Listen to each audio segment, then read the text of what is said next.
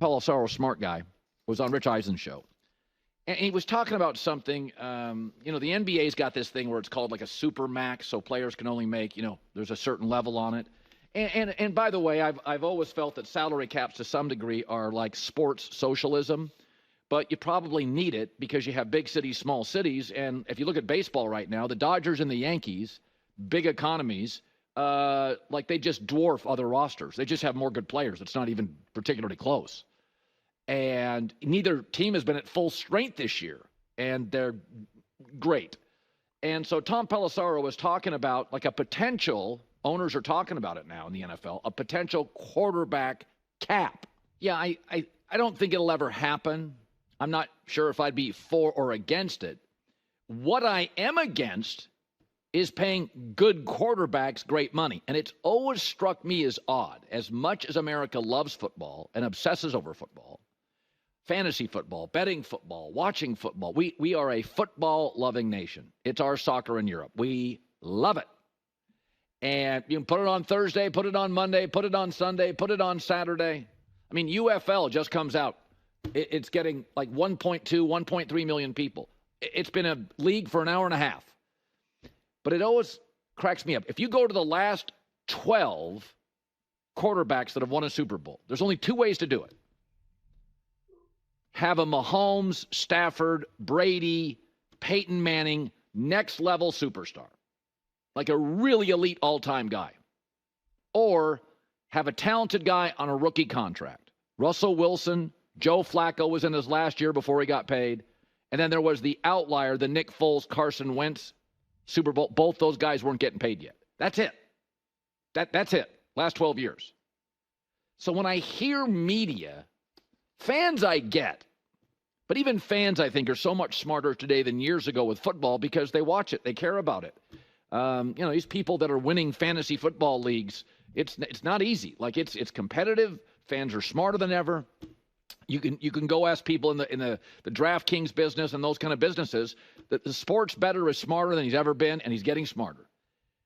Except when it comes to quarterbacks and saying, pay two of the bag and pay Dak the bag.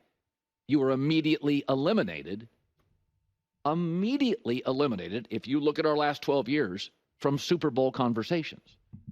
Okay, so this is what I really wanted to talk about because this is my experience directly with this channel is anytime I'm talking about a team's quarterback, they just universally want that quarterback to just get every single thing. Every single individual fan base of their team thinks that their quarterback is just the next big thing or already the big thing and deserves every single dollar. And it's fascinating to see why fans gravitate towards the quarterback position rather than the team as a whole. Like a lot of people, I think two great examples of this would be like Dak or Tua. And two very passionate fan bases. And everyone, a lot of Dallas Cowboys fans, I don't want to say every single one of them, but the vast majority are all like, Dak deserves money, give him his money. Other quarterbacks get their money, give him his money. And it's like, okay, I understand that, but also, don't you want him to take less money so you can build a better team? Like, the more money you pay Dak, even the more money that you pay Mahomes or Brady back in the day, the less likely you are to build a better team and be able to win a Super Bowl.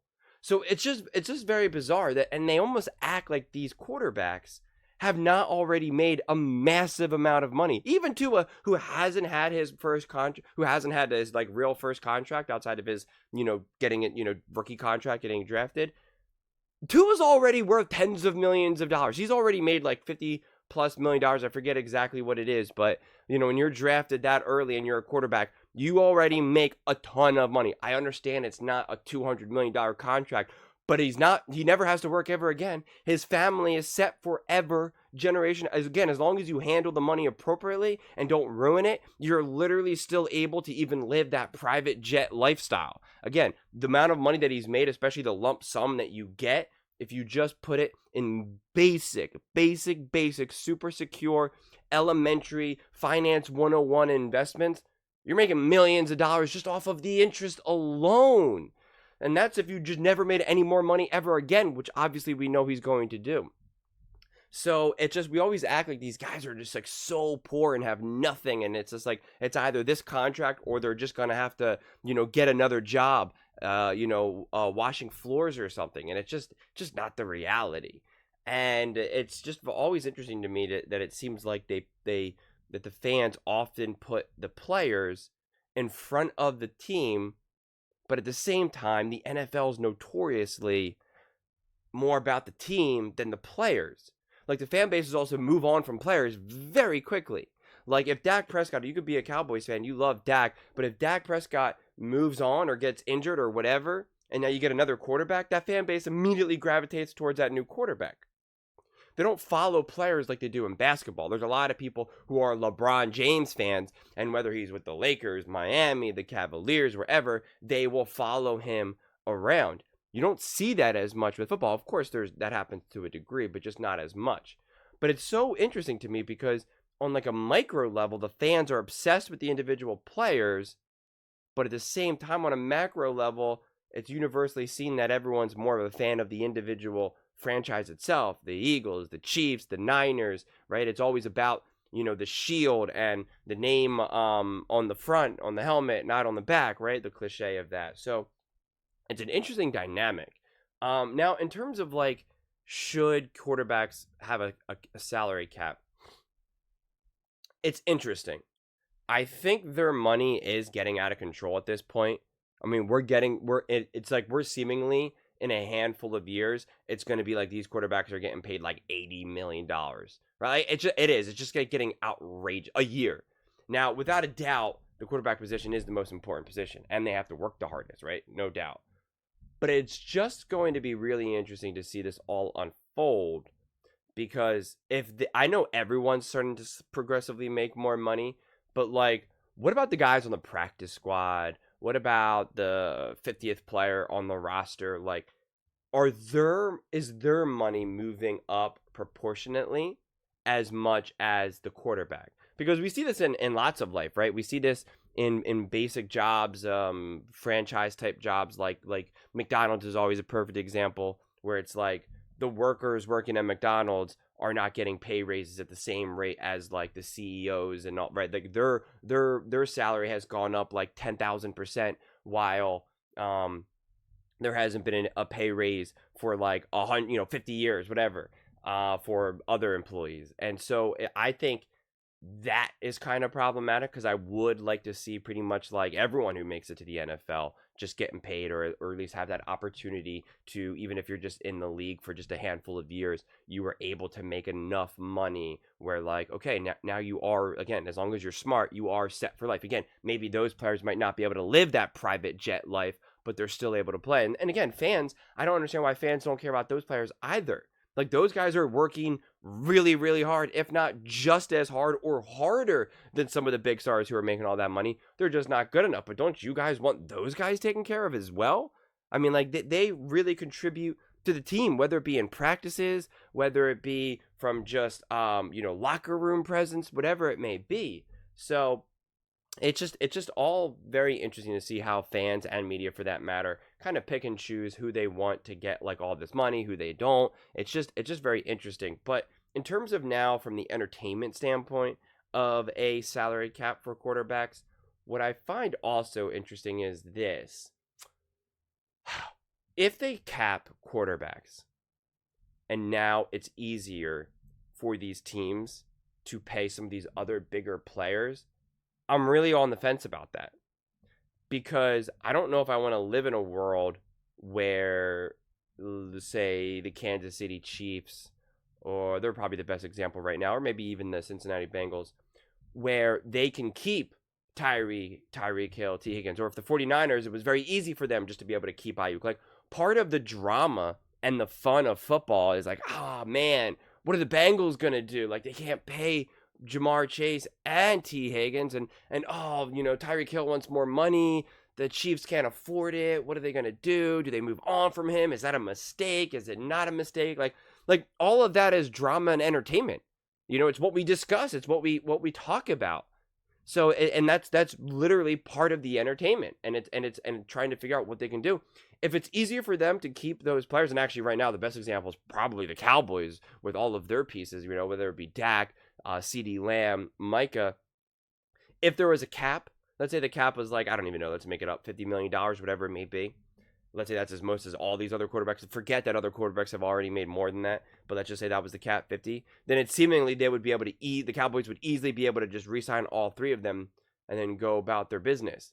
That's not as entertaining, right? It's more entertaining to see them try to figure it out, try to make the salary cap work. Not to mention, it then forces maybe someone like a Tyreek Hill to go to a different team, T. Higgins to go to a different team, and then it spreads the wealth around. And that's fun. One of the best things, if not the best thing, that the NFL has going for them is that every single season, what is it, like 4, 5, 6 new teams make it to the playoffs? That's what keeps everything exciting. I mean, that's outside of a handful of franchises who were just awful for ever and ever and ever and ever.